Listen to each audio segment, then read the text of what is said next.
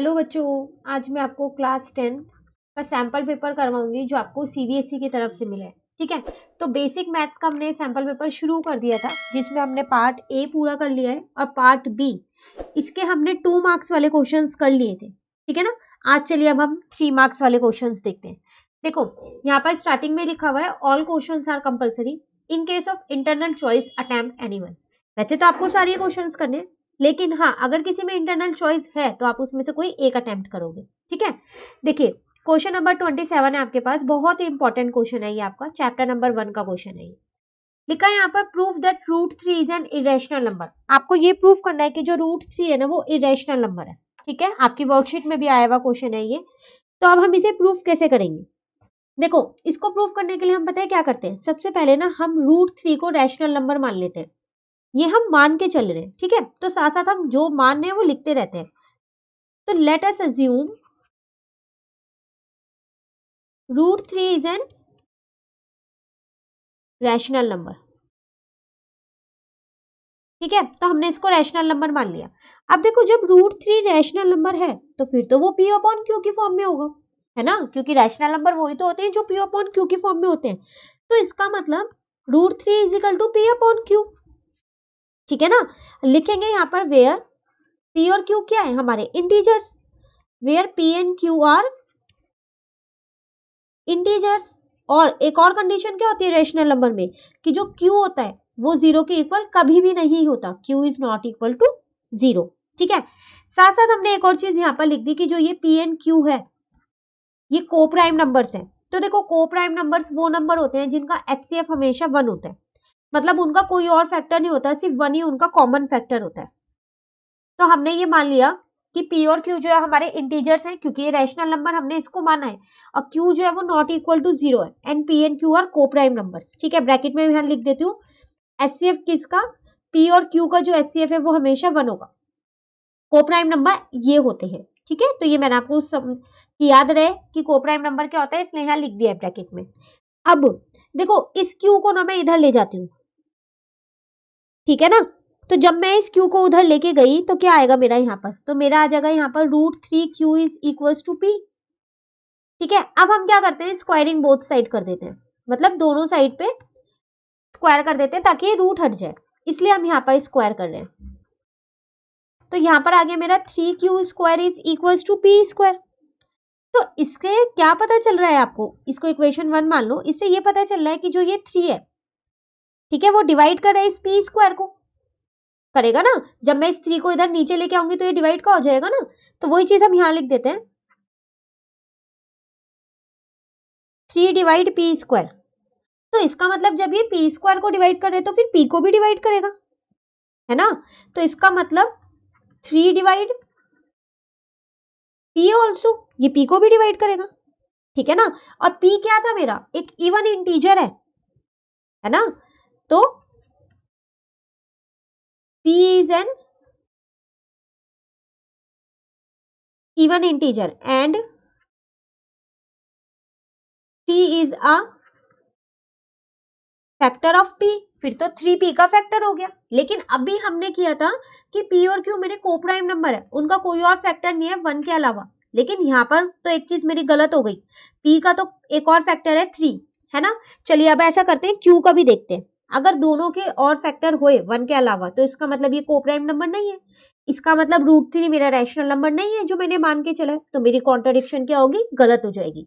ठीक है, और रूट 3 क्या बन जाएगा, मेरा इरेशनल नंबर बन जाएगा। ठीक है ना। चलिए अब आगे देखते हैं। तो अब मैंने लेट कर लिया, लेट जो वो p था हमारा उसको मैंने क्या मान लिया, 3m मान लिया। ठीक है, अब m भी यहां पर मेरा इंटीजर ही है, where m is an integer. ठीक है, फिर से स्क्वायरिंग बोथ साइड कर देते हैं यहां पर हम। ये मैंने खुद से लेट किया है p को, जब दोनों साइड स्क्वायर करूंगी तो ये p स्क्वायर हो जाएगा, ये 9m स्क्वायर हो जाएगा। ठीक है ना। अब देखो p स्क्वायर, तो मैं p स्क्वायर की जगह ये लिख सकती हूँ ना फिर यहाँ पर 3q स्क्वायर, इक्वेशन 1 से, तो वही मैं यहाँ पर लिख लेती हूँ। और ये 9m स्क्वायर ऐसी है, और यहाँ लिख देती हूँ फ्रॉम इक्वेशन 1, कि हमने इक्वेशन 1 से लिखा है। ठीक है, अब देखो यहां पर आ गया मेरा q square is equal to 3m²। ये 3 यहां पर है तो इधर जाके डिवाइड का हो जाएगा, तो 3m² आ गया। अब इसका मतलब 3 जो है वो क्यू स्क्वायर को डिवाइड कर रहा है ना, जैसे अभी पी का क्या था सेम वही लिखने वाले हैं हम यहाँ, p डिवाइड क्यू स्क्वायर, तो इसका मतलब वो q को भी डिवाइड करेगा, तो 3 डिवाइड q, जबकि q क्या था मेरे पास, q is an even integer, ये तो मेरा इवन इंटीजर है ना, एंड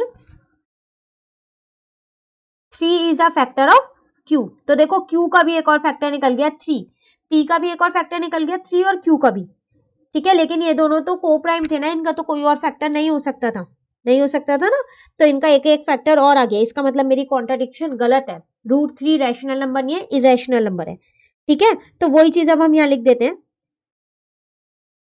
यहाँ पर लिख देते हैं हम, तो देयरफॉर, एक मिनट, बहुत ही इंपॉर्टेंट क्वेश्चन है ये, आप इसे करके जरूर जाइएगा, रूट वाला एक क्वेश्चन जरूर आएगा एग्जाम में, देयरफॉर, ठीक है,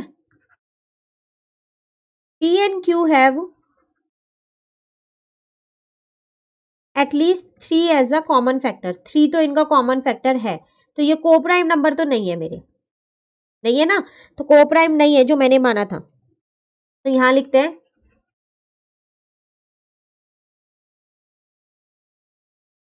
this contradict the fact that P and Q are coprime number, ये तो इसको गलत साबित करता है कि ये को प्राइम नंबर है, ठीक है, तो इसका मतलब फिर ये मेरा रैशनल नंबर भी नहीं है, नहीं है ना, तो इसका मतलब our contradiction is wrong,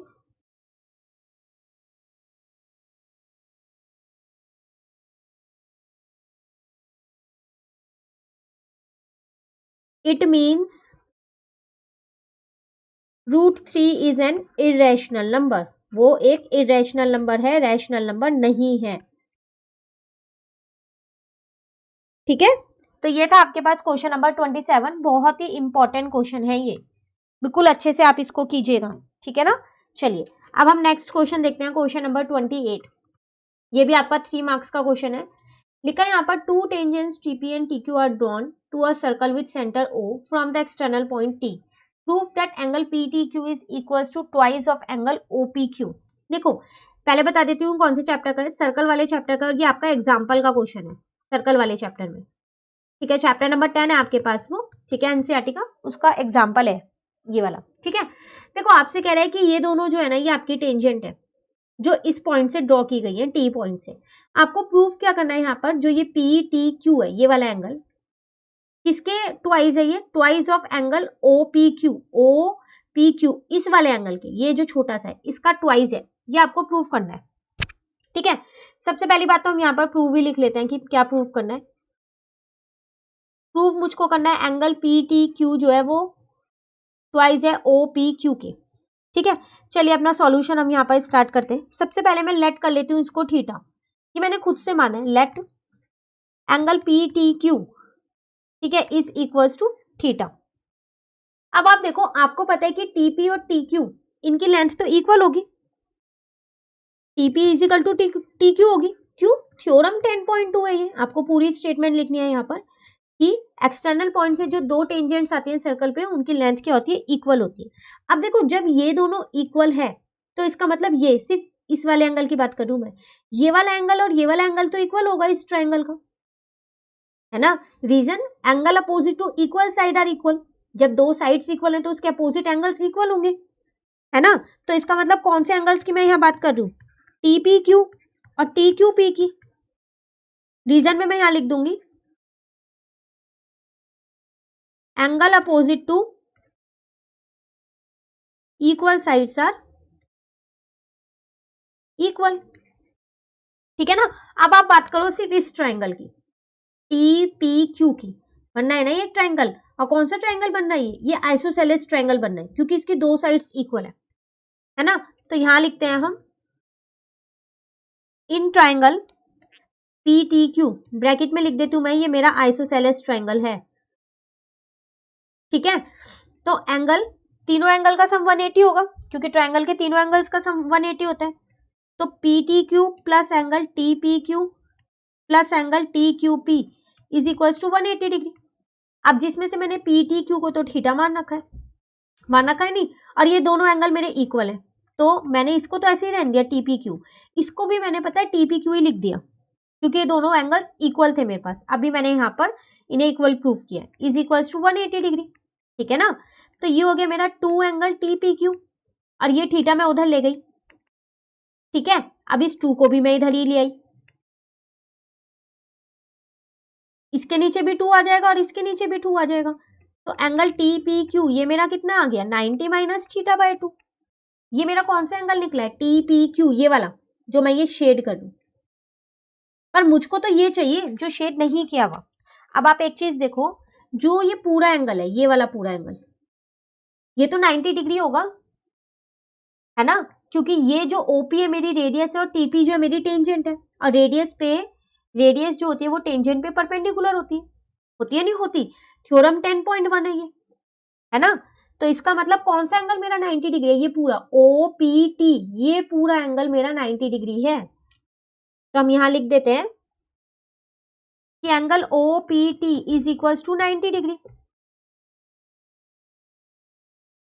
theorem 10.1।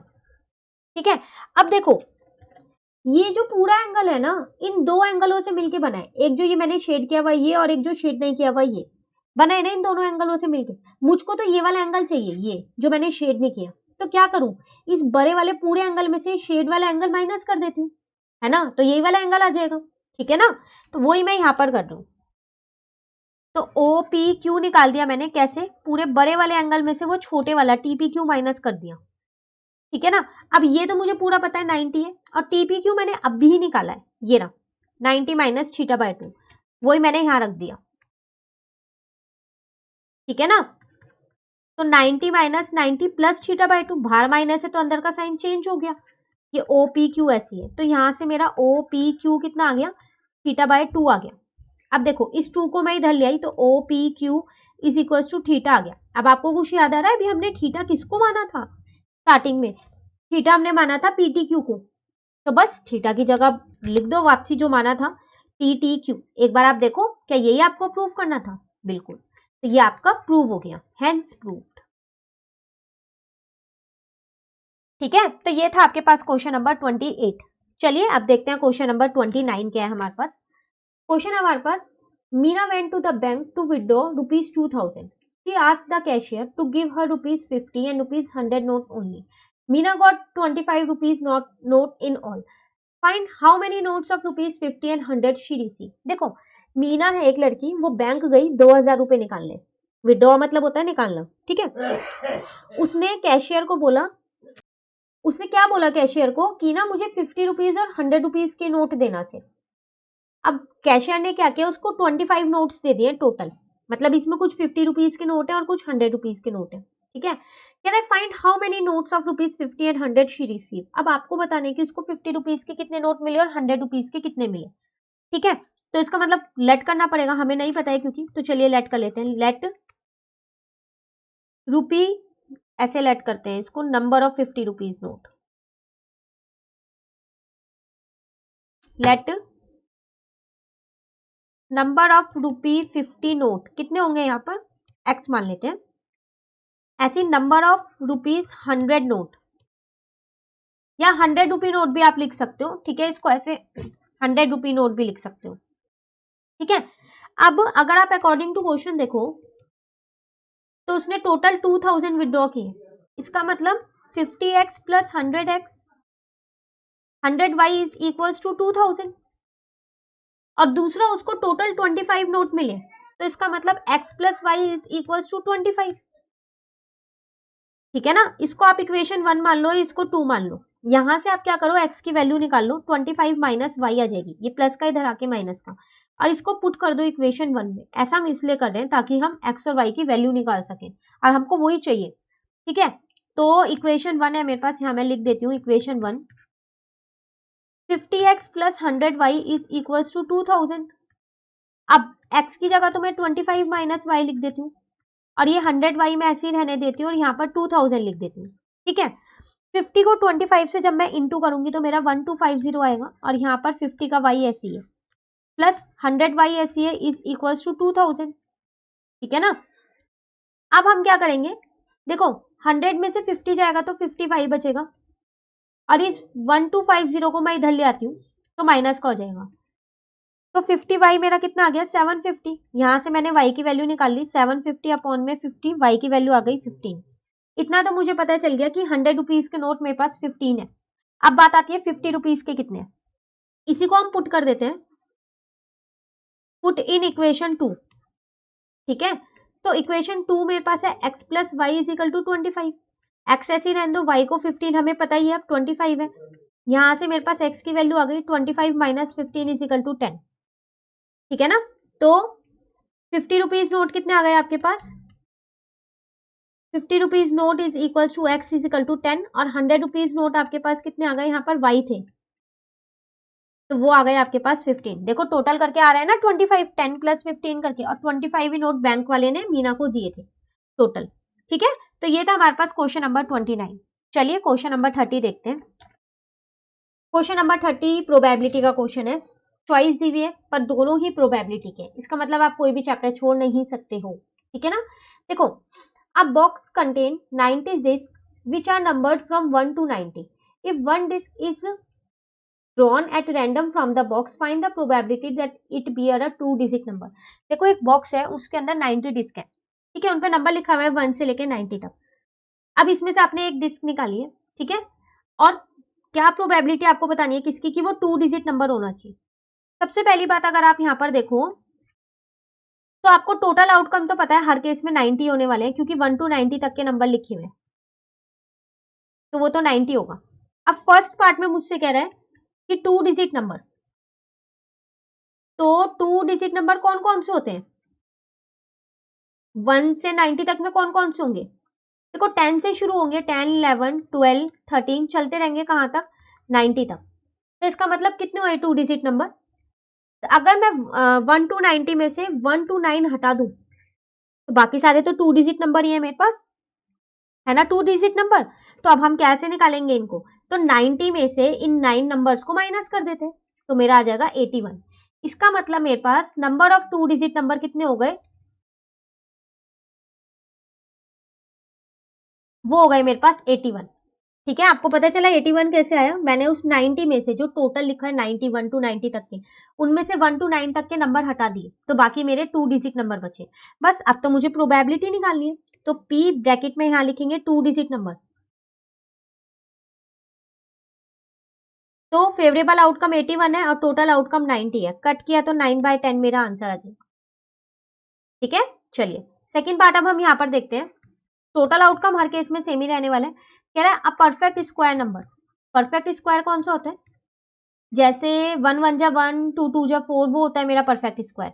तो कितने होंगे 1 से लेके 90 तक में, 1 होगा, 4 होगा, 9 होगा, 3 3 जा 9, 4 4 जा 16, 5 5 जा 25, 6 6 जा 36, 7 7 जा 49, 8 8 8 जा 64, है ना, ऐसे 9 9 जा 81। बस इसके बाद नहीं होगा क्योंकि 10 10 जा 100 होता है, वो 90 से बड़ा हो गया, ठीक है ना। तो कितने आए ये मेरे पास टोटल, 1 2 3 4 5 6 7 8 9 आए हैं, ठीक है। तो बस प्रोबेबिलिटी निकाल लेते हैं परफेक्ट स्क्वायर नंबर की। तो फेवरेबल आउटकम 9 है और टोटल मेरे पास 90 है, तो 1/10 मेरा आंसर आ गया, ठीक है ना। चलिए थर्ड पार्ट देखते हैं। थर्ड पार्ट में कह रहा है अ नंबर डिविजिबल बाय 5, वो नंबर जो 5 की टेबल में आता हो 1 से लेके 90 तक। तो देखो 5 की टेबल में वो सारे नंबर आते हैं जिनके लास्ट में 0 और 5 हो, है ना। तो वो सारे हम यहाँ पर लिख लेते हैं, जैसा कि 5 आएगा, 10 आएगा, 15 आएगा, 20 आएगा, 25 आएगा, 30 आएगा, 35 आएगा, 40 आएगा, 45 आएगा, है ना, 50 आएगा। ये तो 5 की टेबल ही हो गई यहाँ तक। अब उसके आगे 5 5 ऐड करके लिखते रहते हैं, तो 55 हो गया, 60 हो गया, 65 हो गया, 70 हो गया, 75 हो गया, 80 हो गया, ठीक है, 85 हो गया एंड 90 हो गया, ठीक है। तो प्रोबेबिलिटी किसकी निकालनी है, अ नंबर डिविजिबल बाय 5 की।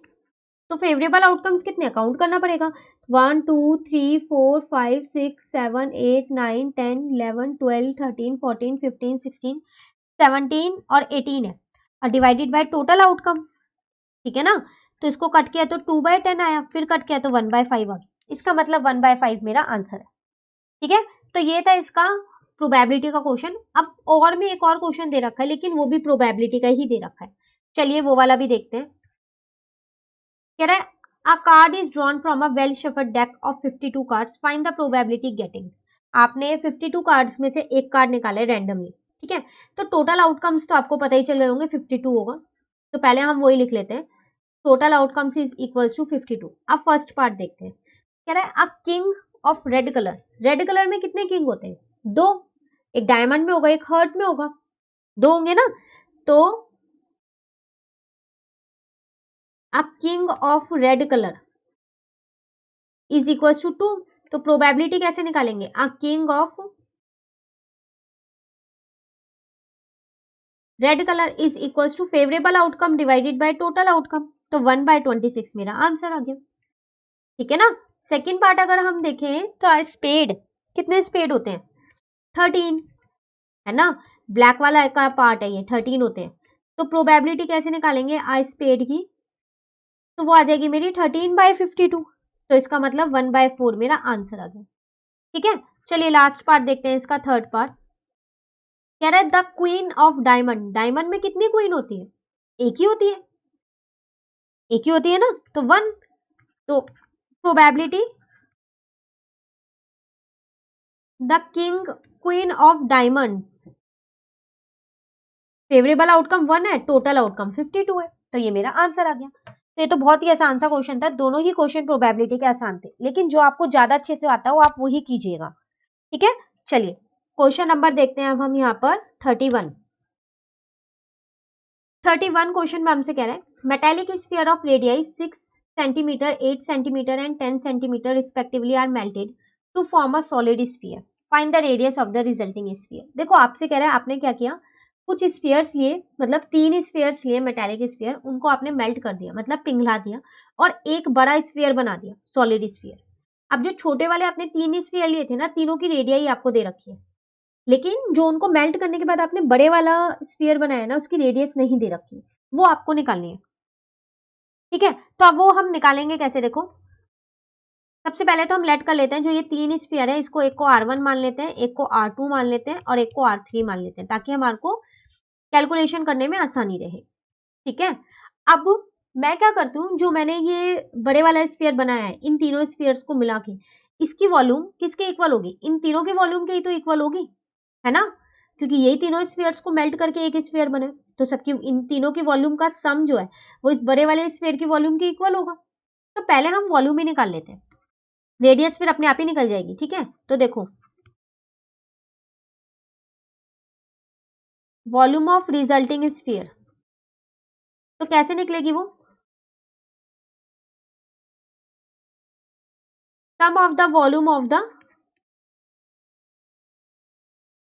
स्मॉलर स्फीयर्स, स्मॉलर स्फीयर्स की वॉल्यूम के सम के बराबर। तो इसको मैंने ले लिया 4/3 पाई आर क्यूब, आर मैंने यहाँ बड़ा ले लिया क्योंकि बड़े वाला स्फीयर था, बाकी 4/3 पाई R1 क्यूब फर्स्ट वाले की, 4/3 पाई R2 क्यूब सेकेंड वाले की, और 4/3 पाई R3 क्यूब थर्ड वाले की वॉल्यूम, ठीक है। अब क्या किया, इसको तो फिलहाल ऐसे ही रहने दिया क्योंकि आर मुझे इसका नहीं पता, यहाँ से मैंने 4/3 पाई कॉमन ले लिया, तो ये आया R1 क्यूब, ये आया R2 क्यूब, ये आया R3 क्यूब, ठीक है। ये कट गया पूरा, कट गया ना, तो यहाँ बचा मेरा R3, R1 है 6, इसका मतलब 6 का क्यूब, R2 है 8 मतलब 8 का क्यूब, R3 है 10 मतलब 10 का क्यूब, ठीक है।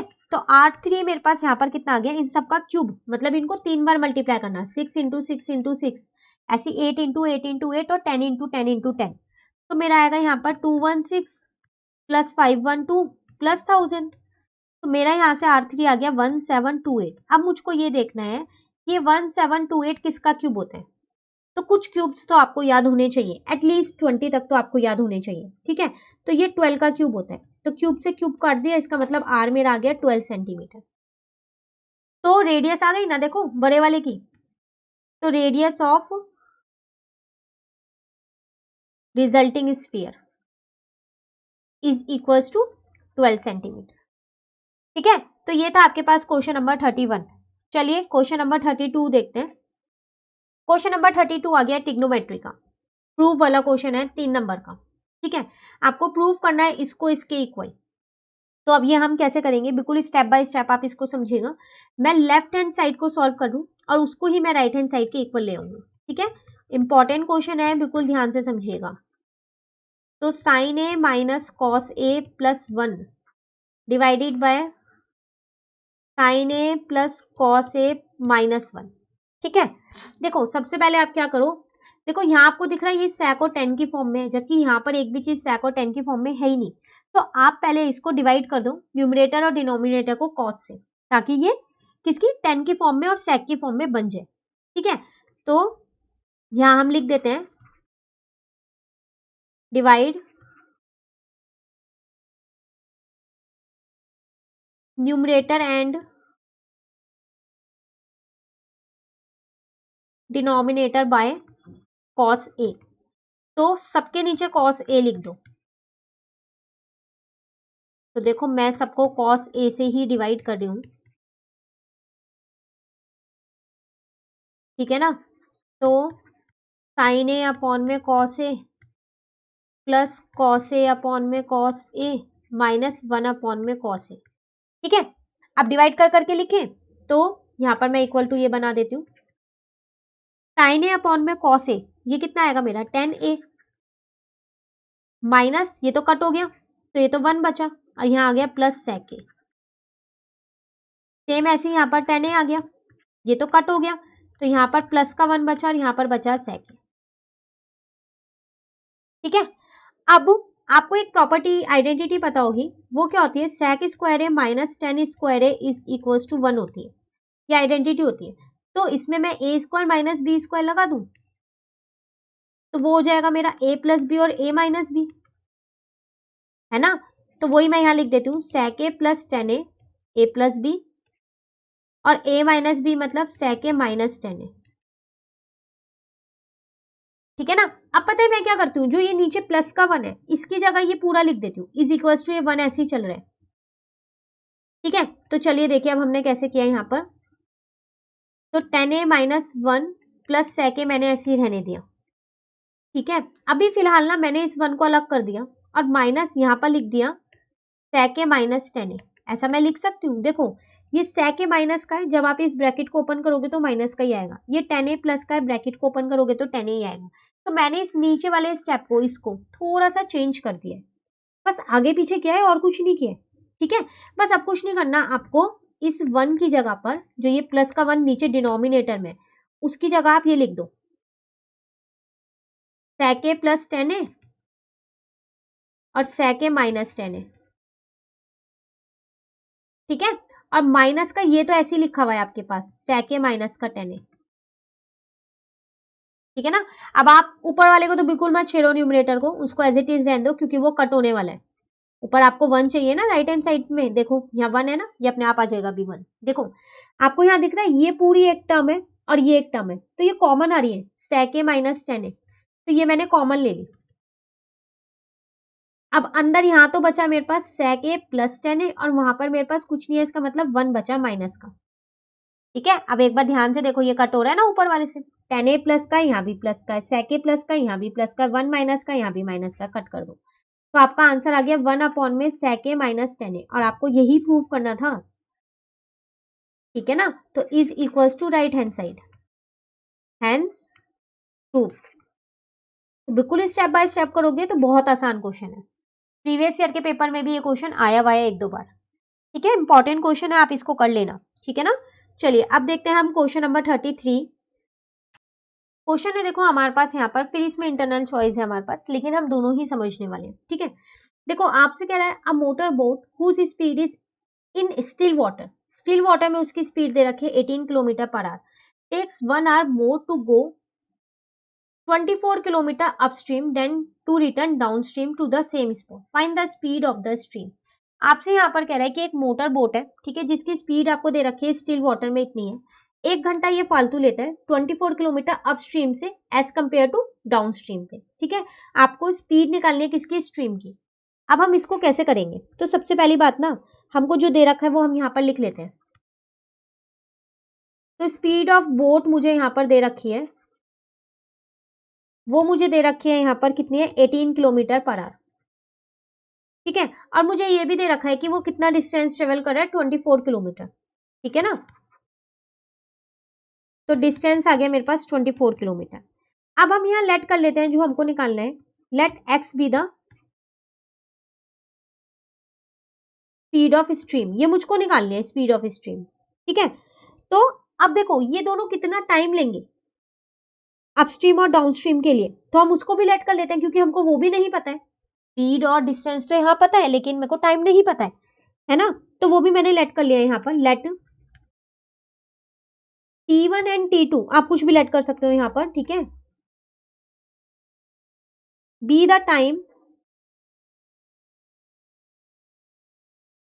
For upstream and downstream. ठीक है, अब आपको एक फॉर्मूला तो पता ही होगा कि स्पीड इज इक्वल टू क्या होता है, डिस्टेंस अपॉन टाइम। होता ही नहीं होता ये फॉर्मूला, तो यहां से आप टाइम निकाल सकते हो। तो टाइम कितना आ जाएगा, time is equal to distance upon speed आ जाएगा। ठीक है ना, ये इधर चला गया और स्पीड नीचे आ गया। बस अब इस फॉर्मूले को आपको यूज करना है। ठीक है, तो अपस्ट्रीम और डाउनस्ट्रीम के लिए मैं दोनों के लिए यही सेम फॉर्मूला यूज करूंगी क्योंकि फॉर्मूला एक ही होता है। अपस्ट्रीम तो स्पीड कितनी आ जाएगी, 1 मिनट, स्पीड आ जाएगी आपके पास यहाँ पर 18 माइनस एक्स, है ना, क्योंकि मैंने स्पीड मान रखी है किसकी, स्ट्रीम की, एक्स मान रखी है। ठीक है ना, तो अपस्ट्रीम के लिए आ जाएगी 18 minus x kilometre per hour, और डिस्टेंस तो मुझको पता ही है 24 है। बस टाइम निकल जाएगा। तो टाइम कैसे निकालूं, अभी हमने फॉर्मूला लिखा है डिस्टेंस अपॉन में स्पीड, तो डिस्टेंस अपॉन में स्पीड। अब अगर वही चीज मैं डाउन स्ट्रीम के लिए बात करूं तो अब स्पीड कितनी हो जाएगी मेरे पास, यहाँ पर स्पीड हो जाएगी अब मेरे पास 18 plus x kilometre per our. Distance मेरे पास सेम है 24 किलोमीटर। तो टाइम कैसे निकालूं, अब यहाँ पर वही सेम फॉर्मूला, डिस्टेंस अपॉन में स्पीड, तो ये मेरे पास टाइम आ गया। ठीक है ना, अब मुझे एक चीज दे रखी थी कि 1 आवर वो एक्स्ट्रा ले रहा है ना, 1 hour more to go 24 kilometre upstream then to return downstream. तो ये 1 आवर किसमें एक्स्ट्रा ले रहा है ना, तो अपस्ट्रीम में एक्स्ट्रा है 1 आवर। अब इक्वल करने के लिए पता है हम क्या करेंगे, डाउन स्ट्रीम में 1 आवर एक्स्ट्रा कर देते हैं। तो यहाँ लिख देते हैं हम, अकॉर्डिंग टू क्वेश्चन हमको ये चीज गिवन है कि जो T1 है वो is equal to T2 plus 1 है। देखो अपस्ट्रीम का तो मुझे पता है कि वो 1 आवर एक्स्ट्रा ले रहा है, इक्वल करने के लिए मैंने डाउन स्ट्रीम में 1 आवर को प्लस कर दिया है। ठीक है, अब देखो T1 की वैल्यू मैंने अभी निकाली थी 24 अपॉन में 18 माइनस एक्स, और T2 की वैल्यू थी 24 अपॉन में 18 प्लस एक्स, ये प्लस का 1 ऐसी है। ठीक है, आप इस 1 को यहीं छोड़ दो, ऐसा करो। अब आपको बस ये सॉल्व करना है, माइनस 24 अपॉन में 18 plus x is equal to 1। तो मैं यहाँ पर बेस सेम करने के लिए एलसीएम ले लेती हूँ, तो 18 माइनस एक्स और 18 प्लस एक्स आएगा। ठीक है, तो ये आ जाएगा 24 18 प्लस एक्स और minus 24 18 minus x is equal to 1, आपका ऐसे ही चल रहा है।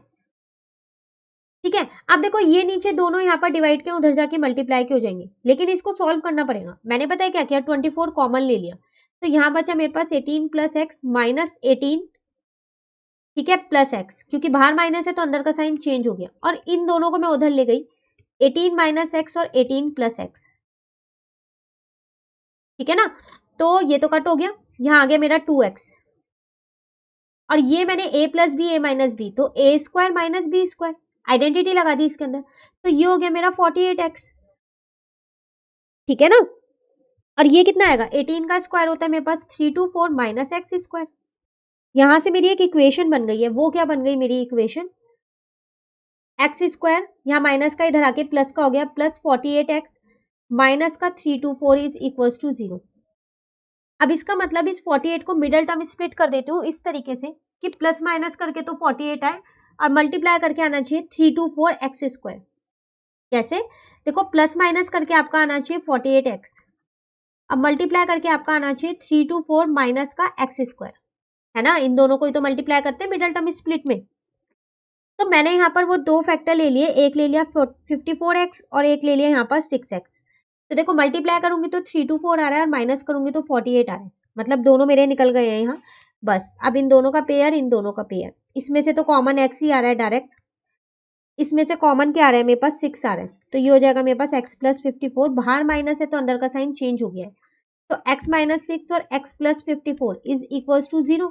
यहाँ से दो वैल्यूज निकल गई मेरी x की, एक x की वैल्यू निकली मेरी -54 और एक x की वैल्यू निकली मेरी 6, दो निकली ना वैल्यू, दोनों को 0 के इक्वल रख के। देखो स्पीड तो नेगेटिव नहीं हो सकती, तो as speed can not be negative,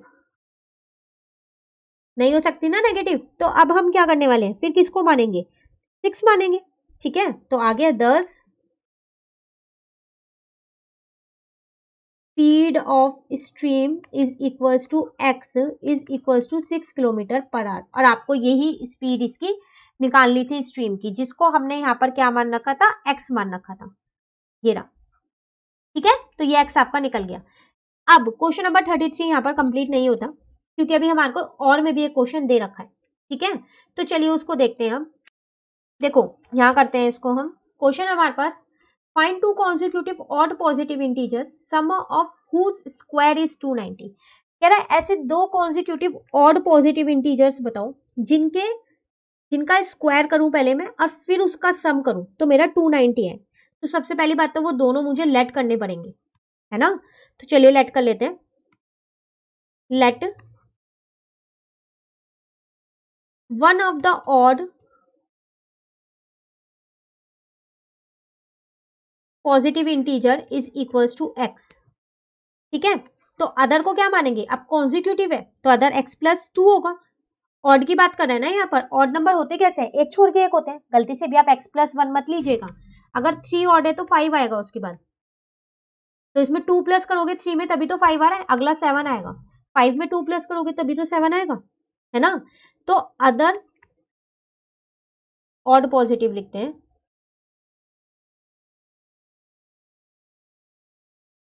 तो यहां पर लिखेंगे other odd positive integer is equals to x plus 2। अब अकॉर्डिंग टू क्वेश्चन में वो आपसे कह रहा है कि इन दोनों का स्क्वायर का सम, ठीक है।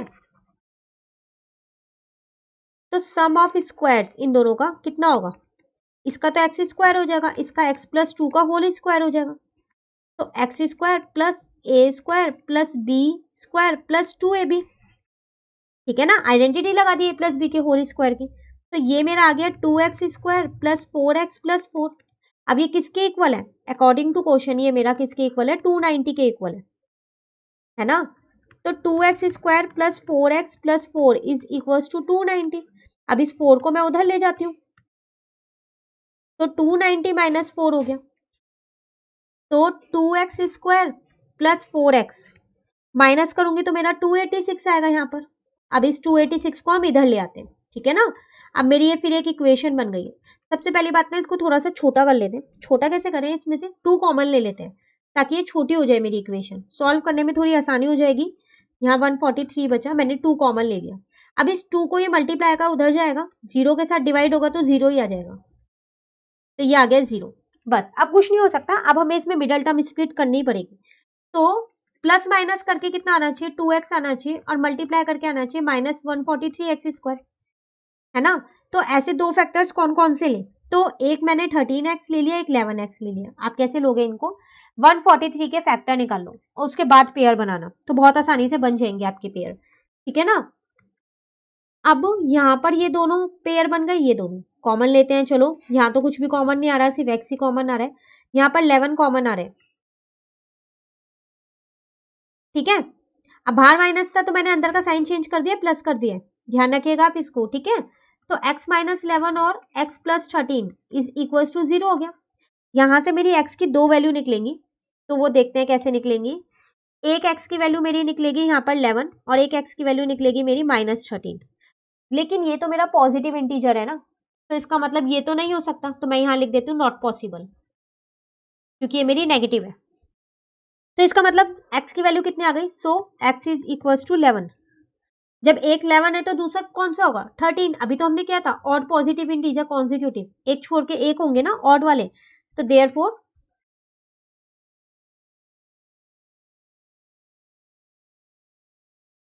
Odd positive integers are 11 and 13। ठीक है, तो ये था आपके पास क्वेश्चन नंबर यहाँ पर 33।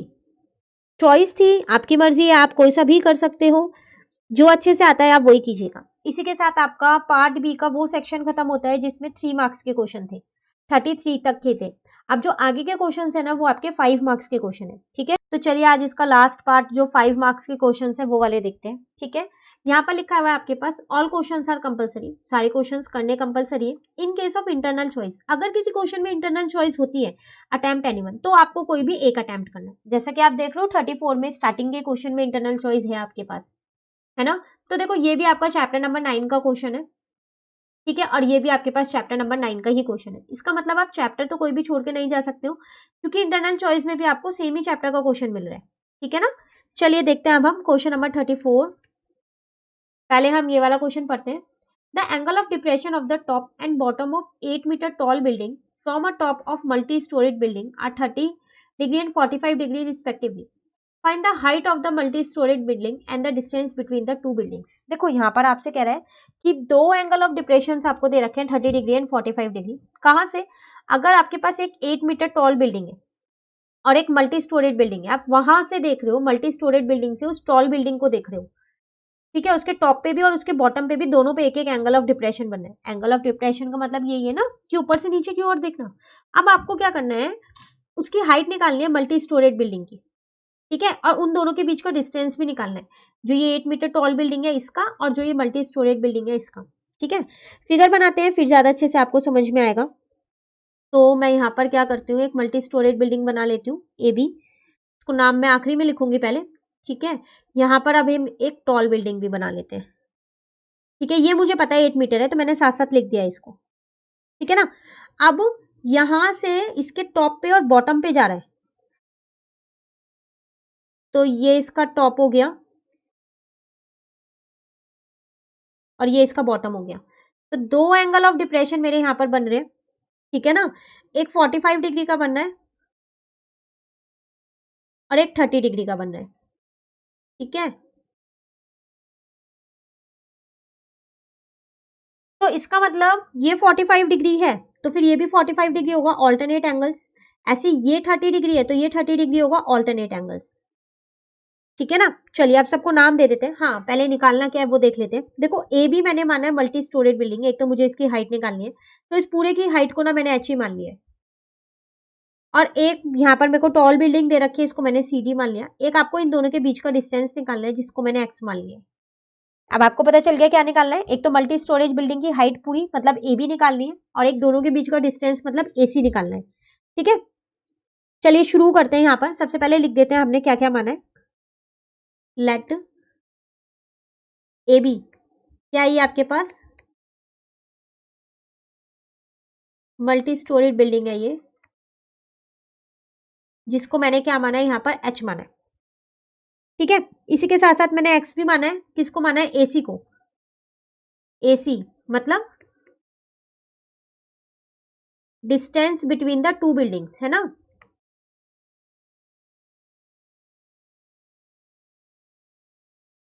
इसको मैंने क्या माना है यहाँ पर एक्स माना है। ठीक है, अब आप यहाँ पर देखो, आपके पास जो सी डी है जितनी, उतनी ही अगर मैं इसको ई मान लू उतनी आपकी ए ई होगी। ये तो दोनों सेम सेम होंगे ना, तो इसका मतलब C D is equals to A is equals to आपको 8 मीटर दे रखा है। अब जब आपके पास ए ई 8 आ गई और ये पूरी ए बी है क्या, दो चीजों को जोड़ के बनी हुई है, एक बीई को और एक ई ए को या ए ई को। ए बी मैंने एच माना है, बीई मुझे नहीं पता है, ये मुझे 8 पता है, तो यहां से मैंने क्या किया, अपनी बीई निकाल ली 8 minus H, sorry H minus 8। ठीक है ना, ये पता है मैंने क्यों निकाली, क्योंकि मुझे इस ट्रायंगल में काम आने वाली है ये जो 30 डिग्री वाला है, इस वाले में, इसलिए इसको मैंने निकाल लिया है। ठीक है, बस अब कुछ नहीं करना। अब सबसे पहले हम बड़े वाले ट्रायंगल को यूज करते हैं, किसको, ACB को, क्योंकि इसमें 45 डिग्री का एंगल है, तो मैं tan थीटा यहाँ लगाने वाली हूँ। पहले मैं नाम लिख देती हूँ यहाँ पर, इन ट्रायंगल ACB। ठीक है, तो tan 45 कितना होगा आपके पास, परपेंडिकुलर अपॉन में बेस ना, पंडित बद्री प्रसाद हर हर बोले, जब भी ट्रिग्नोमेट्री का क्वेश्चन आए तो इसको जरूर लिखना है आपको। तो P अपॉन B होगा ना tan थीटा। ठीक है, चलिए देख लेते हैं P कितना है। तो इसके सामने वाला आपका P होगा, मतलब AB। अब B तो आपको AC पता ही है। ठीक है, तो यहां पर मैं लिख देती हूँ AB अपॉन में AC। tan 45 1 होता है, AB मैंने H माना है, AC मैंने X माना है, इससे मेरा H इजिकल टू X निकल गया। 1 मान लेती हूँ, आगे काम आने वाला है। ठीक है, अब छोटे वाला ट्रायंगल लेते हैं BED। इसमें से भी कुछ निकाल के देखते हैं, क्योंकि मुझे H मिल गया तो X मिल ही जाएगा अब तो, क्योंकि दोनों इक्वल ही है। तो इन ट्रायंगल BDE सेम वही tan 30 मैं यहाँ पर लगा रही हूँ, परपेंडिकुलर अपॉन बेस, तो BE अपॉन में ED होगा। चेक कर लेते हैं, परपेंडिकुलर तो BE होगा, ठीक है, और ED मेरा बेस होगा। अब देखो, जब मेरा AC X है तो इसका मतलब मेरा ED भी X ही होगा, होगा नहीं होगा X, तो अब मतलब मैं यहाँ X रखने वाली हूँ। tan 30 होता है मेरे पास 1 अपॉन में √3। BE कितना है मेरे पास, BE है मेरे पास H माइनस 8, अभी निकाला था, ये मेरे पास X हो गया।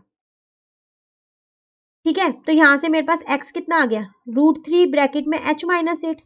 अब क्या मैं x की जगह h रख सकती हूँ, क्योंकि इक्वेशन 1 में दोनों इक्वल थे, तो h is equal to √3, solve करूं मैं 8√3। ठीक है, अब इस h वाले को मैं इधर ले आती हूँ, तो 8√3 is equal to √3 h minus h। 8√3 is equal to h मैंने यहाँ से कॉमन ले लिया, तो √3 माइनस का 1। तो यहां से मैंने h की वैल्यू निकाली 8√3 अपॉन में √3 माइनस का 1 इज इक्वल टू h।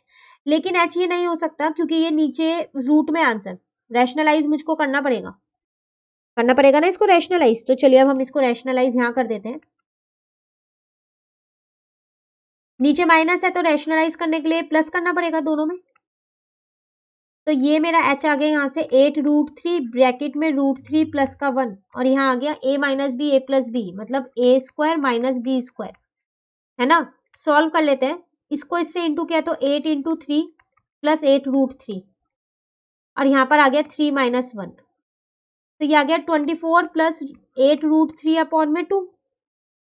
तो आप यहाँ से ऊपर से 2 कॉमन ले लो, तो 12 प्लस 4√3 बचा, अपॉन में 2 कट हो गया, h की वैल्यू कितनी आ गई 12 प्लस 4√3, और h और x तो सेम थे, ठीक है ना। h is equal to x is equal to 12 plus 4√3 metre. ठीक है, तो इसका मतलब जब ये दोनों सेम है तो मेरी मल्टी स्टोरेज बिल्डिंग की हाइट भी आ गई और डिस्टेंस भी आ गया। तो यहां लिख देते हैं बस हम यहाँ पर, height of multi storage building is equal to x is equal to 12 plus 4√3 metre. ठीक है, और distance between the two buildings वो कितना आ जाएगा मेरे पास, वो भी सेम ही है, x था, तो 12 प्लस 4√3 मीटर।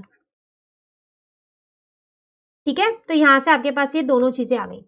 अब इंटरनल क्वेश्चन की बात करते हैं, यहाँ पर जो चॉइस आपको दे रखी है और में, तो यहाँ पर लिखा है a 1.2 metre tall girl sports a balloon moving with the wind in the horizontal line at a height of 88.2 metre from the ground.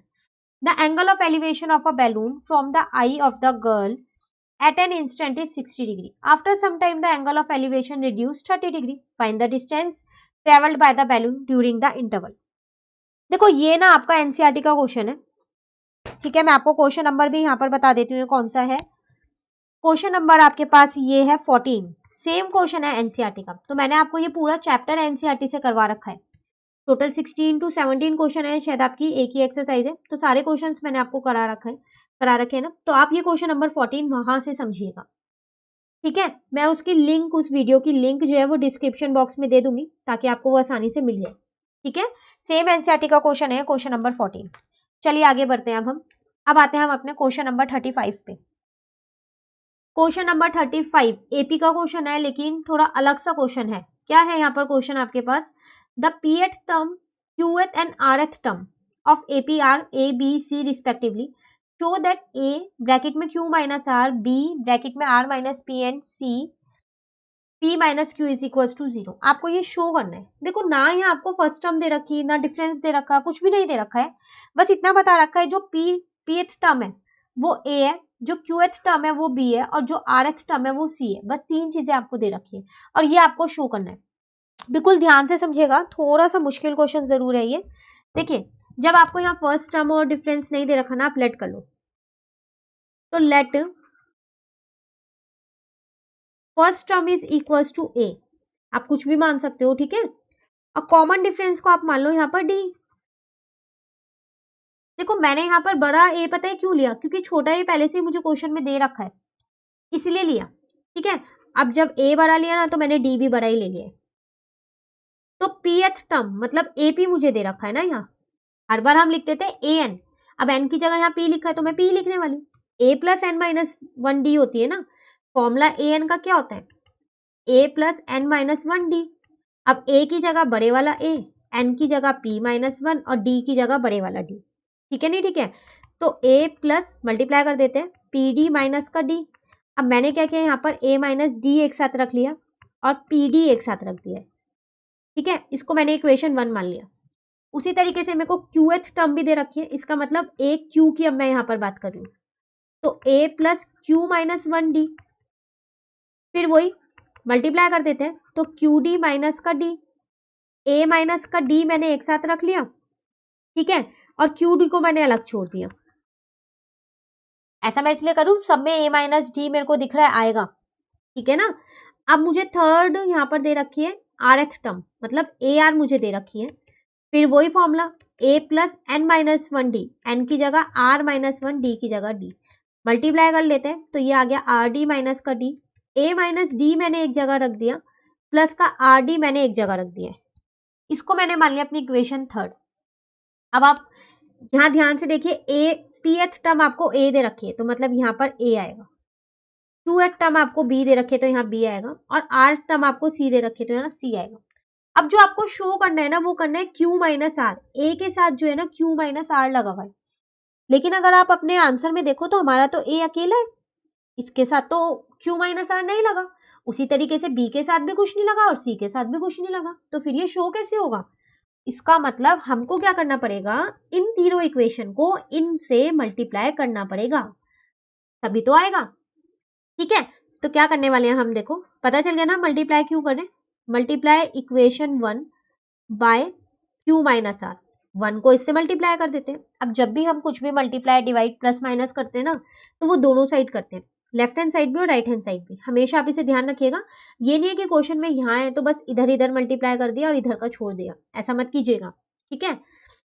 Equation 1 को इससे करेंगे, इक्वेशन 2 को किससे मल्टीप्लाई करने वाले हैं हम, r माइनस पी से, और इक्वेशन 3 को हम किससे मल्टीप्लाई करने वाले हैं, हम p माइनस क्यू से, ठीक है ना। तो चलिए मल्टीप्लाई कर देते हैं फिर, इक्वेशन 1 मल्टीप्लाई करके लिख रही हूं मैं, ठीक है।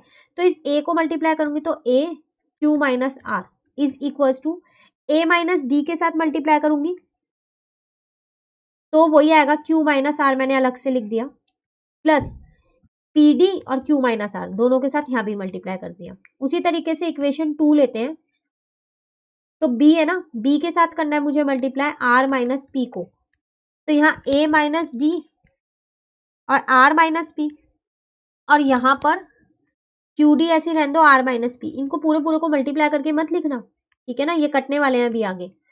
c के साथ करना है p माइनस q को, तो a minus D p minus q plus यहाँ पर है आर डी, ठीक है, और यहाँ पर आ जाएगा p माइनस क्यू। अब आ गई आपके पास ये तीन इक्वेशन। अब इन तीनों को आप क्या कर दो, ऐड कर दो, राइट हैंड साइड को राइट हैंड साइड से, लेफ्ट हैंड साइड को लेफ्ट हैंड साइड से। देखो कई बच्चे सोचते हैं कि कब ऐड करते हैं कब सब्ट्रैक्ट करते हैं, नहीं पता चल पाता, बिल्कुल सही है। देखो जब क्वेश्चन में यहाँ पर बीच में तीनों के प्लस है, तो इसका मतलब जब आप इसको इसको और इसको प्लस करोगे तभी तो ये आने वाला है ना, इसलिए हम यहाँ ऐड कर रहे हैं, ठीक है। देखो तो मैंने यहां लिख दिया adding equation 1 2 and 3, left hand side के साथ, राइट हैंड साइड के साथ, तो लेफ्ट हैंड साइड तो यही आ जाएगी। बस अब मुझे राइट हैंड साइड को 0 बनाना है किसी तरीके से, तभी मेरा ये प्रूव हो पाएगा। ठीक है, तो a माइनस डी, देखो कैसे करने वाले हैं हम। ये 3 है a माइनस डी के, तीनों एक साथ लिख दूं, अब फिर ये वाले तीनों एक साथ लिख दूंगी। ठीक है ना, अब मैं a minus d q minus r लिख लूं, plus a minus g r minus p लिख लूं, plus a minus g p minus q लिख लूं। ठीक है, तीनों मैं एक साथ लिख लूं। देखो a minus d q minus r plus a minus d r minus p plus a minus d, ठीक है, और यहां लिख दिया मैंने p माइनस क्यू। अब दूसरे वाले लिखते हैं, ये तीनों, तो P D Q D R D और ब्रैकेट में ये है, प्लस पी डी ब्रैकेट में आ जाएगा क्यू माइनस आर, प्लस उसके बाद आएगा मेरा पी डी के बाद क्यू डी और ब्रैकेट में आ जाएगा यहां पर आर माइनस पी, फिर मेरा आ जाएगा आर डी और ब्रैकेट में आ जाएगा मेरे पास पी माइनस क्यू। अब इसको तो आप बिल्कुल मत छेड़ना अपनी लेफ्ट हैंड साइड को, क्योंकि आपकी आ चुकी है, बट राइट हैंड साइड को 0 बनाना है। तो अब देखो इसमें से और इसमें से मैंने a माइनस जी कॉमन ले लिया, अंदर बचा q minus r plus r minus p, ठीक है, प्लस p माइनस क्यू। ठीक है ना, उसी तरीके से इसमें से और इसमें से मैंने d कॉमन ले लिया, तो यहां अंदर बचा p से अंदर इंटू करके लिख रही हूं मैं p q minus p r, plus यहाँ q से इंटू करके लिख रही हूँ q r minus q p, plus यहाँ r से अंदर इंटू करके लिख रही हूँ r p minus r q. a minus d ऐसी है, देखो इस q से ये q कट गया, इस p से p कट गया, इस r से ये r कट गया, 0 आ गया, यहाँ भी 0 ही आएगा। पी क्यू से ढूंढो कहाँ है आपका दूसरा पी क्यू, तो हमने कहीं पर गलती की है, आर पी ये रहा, कट हो गया ये, तो आर क्यू ये रहा, अच्छा ये रहा पी क्यू, मिल गया। ठीक है, मिल गया ना, ये 0 आ गया, 0 को 0 से मल्टीप्लाई करेंगे तो 0 ही आने वाला है, इसका मतलब ये तो 0 आ गया, तो it means q a q minus r plus b r minus p plus c p minus q किसके इक्वल आ गया 0, और आपको यही प्रूव करना था, हेंस प्रूव्ड। देखने में मुश्किल जरूर था, पर अगर आपको ये चीज पता है कि कैसे किसको ऐड करना है, किससे मल्टीप्लाई करना है, तो आसान क्वेश्चन है ये। ठीक है, चलिए आते हैं हम अपने किस पे, लास्ट क्वेश्चन पे, क्वेश्चन नंबर 36 पे। ये आपके सैंपल पेपर का लास्ट क्वेश्चन है। ठीक है, चॉइस नहीं है, कंपलसरी क्वेश्चन है।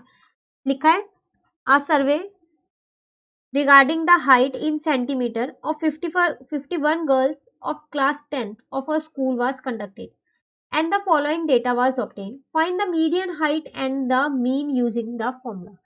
एक सर्वे हुआ था, ठीक है, जिसमें 51 गर्ल्स की हाइट आपको यहाँ दे रखी है, ठीक है ना, उसको हाइट इन सेंटीमीटर आपको यहाँ दे रखी है, क्लास 10th की है, आपको मीडियन और मीन निकालना है। सबसे पहली बात ना, अगर आप अपना ये डेटा देखो तो यहाँ पर जो सी आई है क्लास इंटरवल वो ऐसे दिए, less than 140, less than 145, less than 150, less than 155, less than 160, less than 165। तो आपको इसको ना कन्वर्ट करना पड़ेगा। अब आप इसे कन्वर्ट कैसे करोगे, तो टेबल मैं यहाँ बना देती हूँ पहले।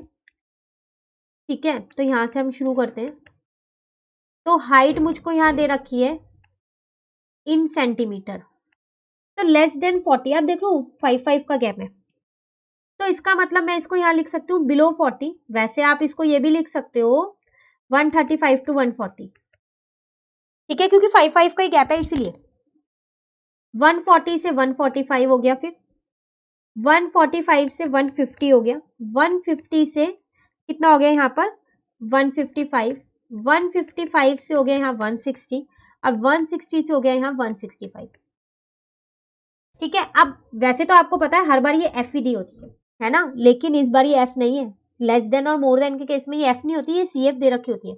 एफ मुझको निकालनी पड़ेगी, पहले मैं सी एफ लिख देती हूँ जो मुझे दे रखी है, तो यहाँ 4 आएगा, 11 आएगा, 29 आएगा। कई बच्चे ना इसको एफ लेके कर देते हैं, तो इसलिए गलत हो जाता है।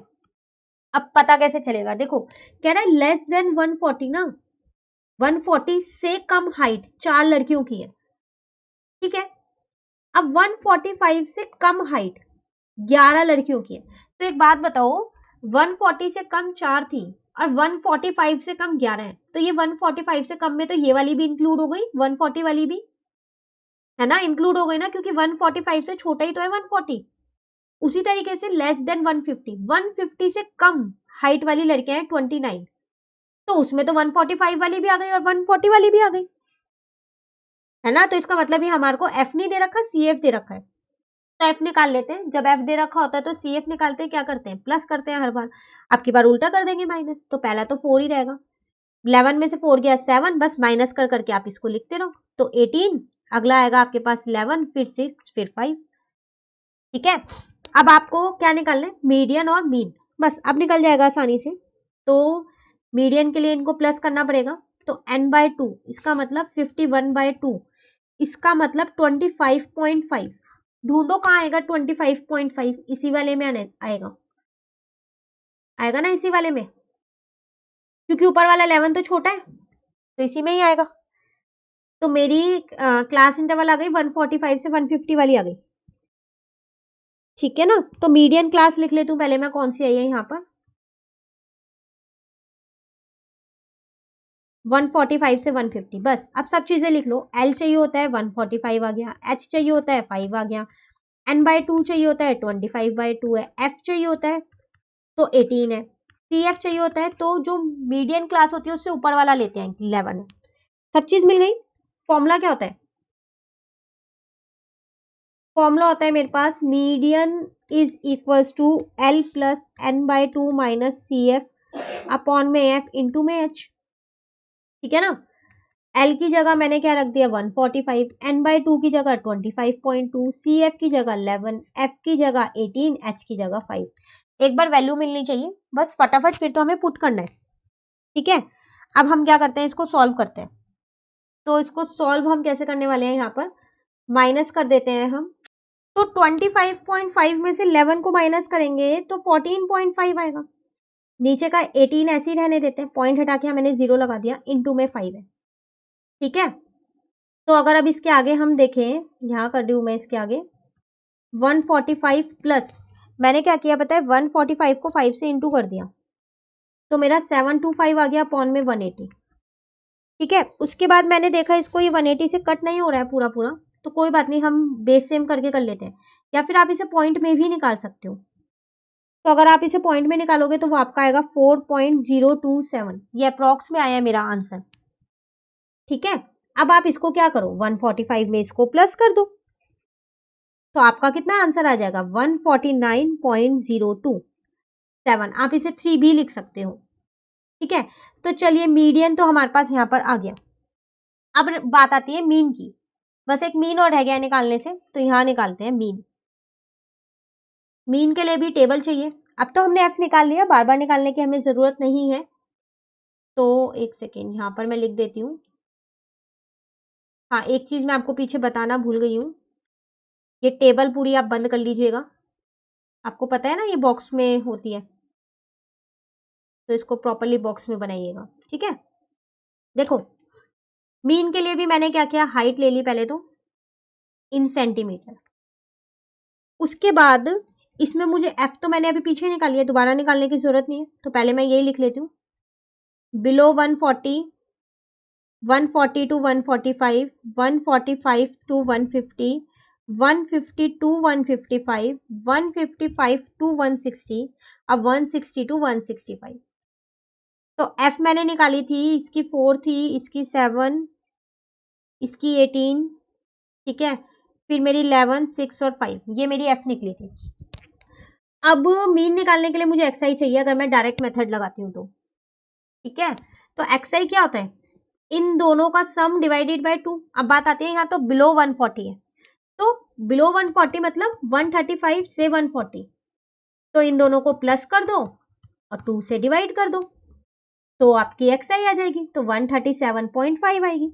उसी तरीके से 140 प्लस 145 डिवाइडेड बाय 2, ठीक है ना, तो ये आ जाएगी 142.5, फिर आएगी 147.5, फिर आएगी 152.5, फिर आएगी 157.5 और फिर आएगी 162.5। एक शॉर्टकट तरीका है इसको निकालने का, हर बार प्लस करके डिवाइड मत करना, बहुत बड़ा हो जाएगा। पहले आप देखना कि ये सब में गैप इक्वल है 5 का, है ना 5 का। अब आप इसमें क्या करो, एक निकाल दो और हर बार 5 प्लस करते रहो। प्लस करना आसान है ना, तो बस फटाफट प्लस करके लिख देना, ठीक है। बस अब आपने FI निकाल लो, ये FI मान लो, तो इसको इससे इंटू करना है ना, ठीक है। तो जब मैंने फर्स्ट को इंटू किया तो मेरा आया यहाँ पर 550, सेकेंड को किया तो 997.5 आया, थर्ड को किया तो 2655 आया, 1677.5 आया, ठीक है, 945 आया और 812.5 आया, ठीक है ना। अब मीन निकालने का मेरे पास फॉर्मूला क्या होता है, समेशन FI अपॉन में समेशन FI। तो ये तो मुझे पता है 51 है। अब इसका और टोटल चाहिए ना इसको और टोटल। तो चलिए अब हम इसको प्लस करते हैं। तो देखो इसको प्लस करके जब हम प्लस करेंगे तो हमारा आएगा 7637.5। बस अब मीन निकल जाएगा। समेशन FI आ गया 7637.5, समेशन FI आ गया मेरे पास 51।